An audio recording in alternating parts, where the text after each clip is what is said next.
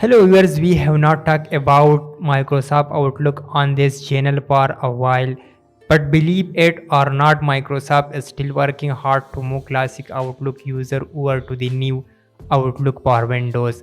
Now I am not really sure why, because Microsoft planned to support the classic Outlook until 2029.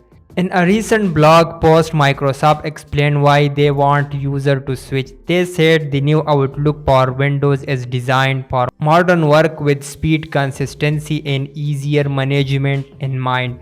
It offers better performance, stronger security, and new features that classic Outlook never had.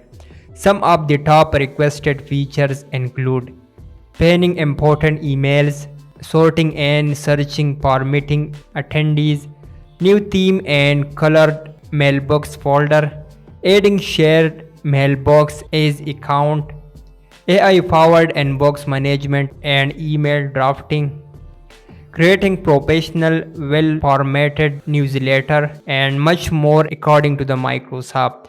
They also highlight the new Outlook is built for hybrid work. It support up to 21 time zone, better RSVP option and improving scheduling, making it easier to manage global teams. Outlook also now work more closely with Windows and Microsoft Team with features like drag and drop attachments, OneNote sharing, and smoother file handling.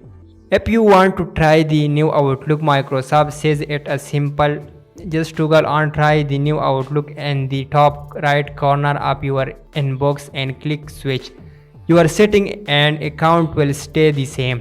Microsoft says the rollout is gradual to give user time to adjust, but they make it clear that the new Outlook and the future of Outlook on Windows. Of course, this will spark debate because, as I have said before, people either like the new Outlook or they don't.